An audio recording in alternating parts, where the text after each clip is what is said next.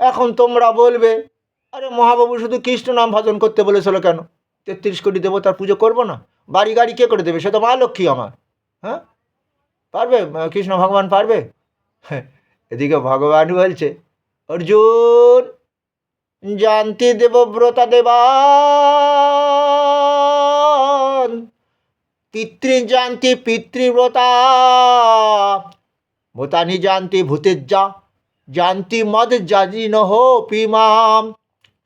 জানতি দেবব্রতা দেবান, যারা কামনা বাসনে নানান দেবদেবী পুজো করেছে না, দেহি সৌভাগ্য আরোগ্যং দেহি দেহি পরম সুখম, ওং মাতা লক্ষ্মী স্তব্যং সর্বভূতনাং নমস্তে বিশ্বভাবিনী দেহি পুত্রং ধনং দেহি। বুঝতে পেরেছ? এই দেবতাদের পুজো করেছিল, দেবতার সন্তুষ্ট তাদের ধন দৌলত দিয়েছিল, ভালো কথা। সে ধনও ভোগ করছে, ধন ভোগ করলো, তবে রোগ শোক তাকে তো ভোগ করতেই হবে, দেহ ধারণ করলে রোগ শোক ভোগ করতে হবে, বোঝা যাচ্ছে? তাহলে ওই দেহটা কি হবে জানো? এই দেহের মৃত্যুর পর আত্মা স্বর্গলোকে যাবে। যারা দেব দেবতার পূজা করে মৃত্যুর পর তাদের আত্মা স্বর্গলোকে যাবে। পূর্ণ কর্ম শেষ হলে মর্তলোকে ফিরে আসতে হবে। হ্যাঁ, দেবতার পুজো করেছো, পূর্ণ কর্ম করেছো, সেই জন্য স্বর্গলোকে গেল আত্মা। আবার মর্তলোকে ফিরে আসতে হবে, আবার একটা দেহ তৈরি হবে, মনুষ্য দেহ হয়তো হলো। এইভাবে আবার সেই দেব দেবতার ভজনা করবে, করেই যাবে। তবে এই কি হলো জানো? দেবতার ভজন করতে করতে দেখা গেল বাড়িতে মা কালীর পুজোও দিলাম, ওদিকে একমাত্র ছেলেও মরে গেল। তাহলে কি বলবে বলো? তাহলে মা কালীর পুজো করেই বা কী হবে? ইয়া দেবী সর্বভূতেষু শান্তি রূপেণ সংস্থিতা, ওং নমস্তস্যৈ নমস্তস্যৈ নমো নমঃ। যে দেবী মহামায়া সমস্ত গৃহেতে শান্তির দেবী রূপে অবস্থান করছেন, সেই দেবী মহামায়াকে আমরা নমস্কার করিতেছি। এটা তোমাদের ভাবলে হবে না। তোমার কর্ম অনুযায়ী সন্তানকে পেয়েছিলে, আবার তোমার সন্তান কর্ম অনুযায়ী আয়ু পেয়েছিল। জগৎকে শিক্ষা দিয়ে গেল কে? শিবাস পণ্ডিত, যার জন্ম নবদ্বীপে। তার একমাত্র সন্তান চলে যাচ্ছে মহাপ্রভুর সঙ্গে, সে মনের আনন্দে শিবাস আঙ্গিনাতে হরিনাম সংকীর্তন করছে। কিছু বুঝতে পেরেছ? এদিকে শিবাসের আত্মীয়জন বলছে, শিবাস একমাত্র সন্তান চলে যাচ্ছে। শিবাস বলছে, যার সন্তান তার কাছে চলে যাচ্ছে, আমি গিয়ে কি ধরে রাখতে পারবো? আমি পারবো না। তবে যদি তোমরা ওর পরম মঙ্গল চাও, ও মরণকালে যেন শুনতে পায় হরি বল হরি বল হরি বল। জানো, ওই হরিবলটা বেঁচে থাকাকালীন যেন শুনতে পেলে পরম মঙ্গল হয়। মরার পর ওই বল যতই বলো, কেউ বলে দেখেছিস ও হরিনাম শোনে না, মাথাটা শুধু টলমল টলমল করছে, শুনতে চাইছে না। যাই হোক, মাথাটাকে ভালো করে বাঁধা হয়নি, ওই জন্য টলমল করছে। ওর তো আর পেশি নেই, পেশি সব মরে গেছে নাকি? পেশি বোঝো? এই যে হাতটা আমি দাঁড়িয়ে তুলে আছি, হ্যাঁ, মরে গেলে নেতিয়ে পড়বে না দেহটা, এলোমেলো হয়ে যাবে না? হ্যাঁ, আশ্চর্য না? আচ্ছা, ভালো কথা। তখন শিবাস এই কথাটা বলেছে। শিবাসের কথাটা তো কেউ বুঝতে পারছে না, সবাই তো বিষয়ই চিন্তা করছে। কিন্তু শিবাস বলেছিল, মহাপ্রভু এরা আমার কথা বুঝতে পারলো না।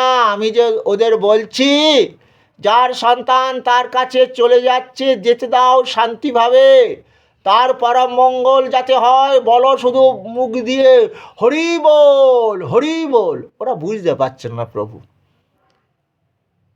সবাই বলছে, শিবাস তোর একমাত্র ছেলে মরে গেল রে, তোর মহাপ্রভু নাকি ভগবান, তিলকের ঈশ্বর, দাপরে কৃষ্ণ, আবার ত্রেতা যুগে রামচন্দ্র, সত্যযুগে সত্যনারায়ণ। কই ভক্তাধীন ভগবান ভক্তের ছেলেকে কি বাঁচাতে পারলো? তাহলে কে ভগবান? কেমন ভগবান? শিবাস যখন ওই ভবরি দুটো চরণ ধরে কাঁদছে আর বলছে, গো আমার প্রভুকে দোষ দিও না, ও গো আমার গৌরাঙ্গ মহাপ্রভু, তুমি কৃপা করো, জগৎকে দেখিয়ে দাও তুমি কে। সবাই বলে গরিব ব্রাহ্মণ, সচিমাতার পুত্র, হ্যাঁ, গরিব ব্রাহ্মণ, কে তুমি ভগবান, এসো এসো দেখিয়ে দাও।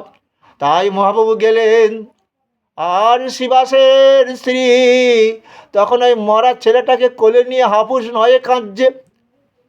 কাঁদবে তো, একমাত্র ছেলে চলে গেল, মা বাবা বলার ডাকার নেই।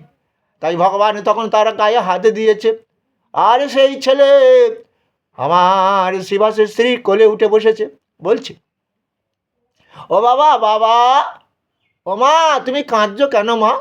কেঁদো না মা, আমি যতদিন তোমাদের কোলে সন্তান হয়ে থাকবার কথা ছিলাম, তবে এখন শোনো মা গো, ও গো বাবা শোনো, আমি যে আমার পরম পিতা, পরম ঈশ্বর, সেই যিনি আমাকে সৃষ্টি করেছিলেন আবার ডাক দিয়েছেন, তাই তার কাছে আমি চলে যাচ্ছি। ছেলে আবার মার কোলে শুলে ঘুমিয়ে পড়ল। কিছু বুঝতে পেরেছ? কি বুঝতে পারলে? তাই আবার ভগবান অর্জুনকে বলছে, অর্জুন, ওই আমারটা আগে ত্যাগ করো, আমারটা ত্যাগ না করতে গেলে তুমি আমাকে জানতে পারবে না। ওই আমারই অহংকার, ওটাই মায়ায়, মায়ার জগতে বা মোহিত হয়ে আছো তো। তো ওই যে কামনার দেবতার পুজো করলে তো, ওই স্বর্গলোকে গেলে তো আবার মর্তলোকে ফিরে আসতে হবে। তবে একদিন তোমাকে বলতে হবে। কি বলতে হবে জানো? যখন দেখছো লাখ লাখ কোটি কোটি টাকা আছে, যখন সেই টাকা দিয়ে কোনো রোগের চিকিৎসা হচ্ছে না, দেহ দিয়ে শান্তি পাচ্ছ না, তখনই হয়তো ভগবানকে ডাকবে। হ্যাঁ, ভগবানকে ডাকছে, ভগবান এত ধন দৌলত দিলে ভোগ করতে পারলাম না, দেহ ভোগ মানে জানো, দেহটাতে এত ব্যাধি দিয়েছ যে রোগের ওষুধ খেয়েও যেন শান্তি হচ্ছে না। আরে ভগবান বলছে, এটাই তো কলিযুগের ধর্ম রে। তাই জন্য তো তোদের আমি বলেছিলাম, কি বলেছিলাম, মহাপ্রভু বলেছিল চৈতন্য চরিতামৃত গ্রন্থে বলেছেন না, কি বলেছেন? কৃষ্ণ ভজনে হয় জীবের পাপ মুক্তির কারণ, কর্মভোগ রোগেতে ঔষধ রসম। কলির জীব এত রোগ হবে দেহে না, রোগের ওষুধ হবে না, রোগও সারবে না, কারণ কৃষ্ণ নাম ভজন করে দেহ পাপমুক্ত কর। এই ভগবান সৃষ্টি করেছেন এই দেহটা, তিনি আত্মারূপে দেহটাকে বাঁচিয়ে রেখেছেন। দেহটা দিয়ে সুখ ভোগ করছো, সেও ভগবানের কৃপায়। ওই যে হাত পা লটপট করছে, হাঁটতে পারছি না, সেই ভগবান হাত পা লটপট করে তো খিদে লাগলে, তা খিদের সামগ্র ওই যে চর্বচূর্ষ লেজ্জ পেয় 4 প্রকারের খাদ্য সৃষ্টি করেছে এই দেহের মধ্যে থাকিয়া, পাকস্থলিতে গ্যাস্ট্রিক জুস রূপে সব হজম করাচ্ছে না, আর হৃদয়ে রয়েছে আত্মা বা জীবন রূপে দেহযন্ত্র পরিচালনা করছেন না।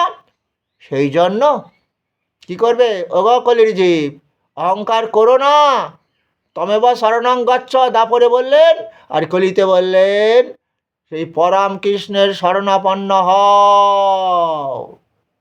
সেই পরম ভগবান কৃষ্ণের কৃপায় সংসারে সুখও পাবে, শান্তি পাবে, মৃত্যুর পর কি পেটজনি হবে না, নরক যন্ত্রণা ভোগ করবে না। তাই আমার বাবা কোনোদিন মা কোনোদিন হরিনাম গায়নি গো। ওই জন্য বাবা মা মরে গেলে ছেলে হরিনাম দেয় কেন?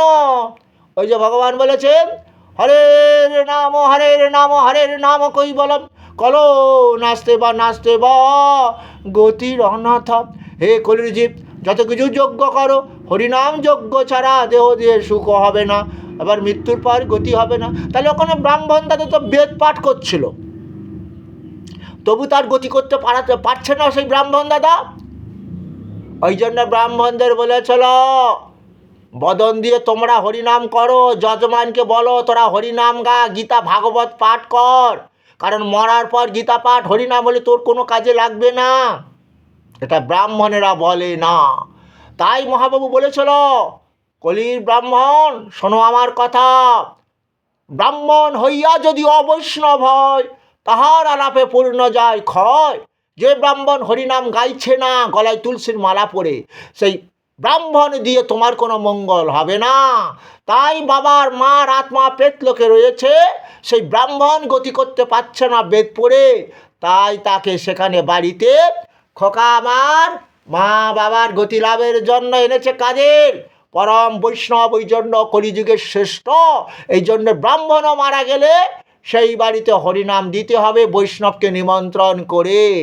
যে গৌরাঙ্গ মহাপ্রবচনে লেগেছিল ওই পণ্ডিত সমাজ ব্রাহ্মণ কুল হরিনাম বন্ধ করার জন্য কত চেষ্টা করেছিল, তো পরিণামে কি হলো? সেই ব্রাহ্মণদের কোনো আত্মীয় মারা গেলে সেই বৈষ্ণবকে নিমন্ত্রণ করে দিতে হবে কি মন্ত্র? হরে কৃষ্ণ কৃষ্ণ কৃষ্ণ হরে হরে, হরে রাম রাম রাম হরে হরে, হরে কৃষ্ণ কৃষ্ণ কৃষ্ণ হরে হরে, হরে রাম রাম রাম হরে হরে। এদিকে একটা ব্রাহ্মণ এত মদ খেত, ওর দাদা পলাশ মুখার্জি মারা গেল অকালে, স্ট্রোক হয়ে গেল। তাহলে কি বুঝলে?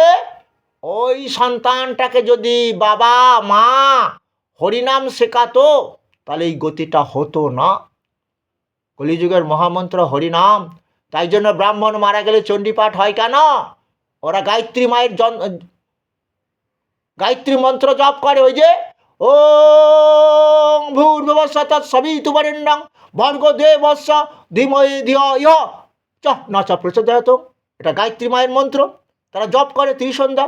কিন্তু হরিনাম তো গাইতেই হবে, এটাই কলিযুগের মহামন্ত্র। দেখো, সেই জন্য যে ব্রাহ্মণ মারা গেল তার চণ্ডীপাঠ প্রথমে হলো। এই যে পলাশ মুখার্জির ভাইয়ের, আমি প্রথমে চণ্ডীপাঠ করে দিলাম, তারপরে কিন্তু আবার গীতা পাঠ করতে এলাম। কেন গীতা পাঠ করবো? ওই যে বলা আছে, হে অর্জুন ছন্দাসমহং গায়ত্রী, ছন্দ গান যুক্ত গায়ত্রী মন্ত্র আমি।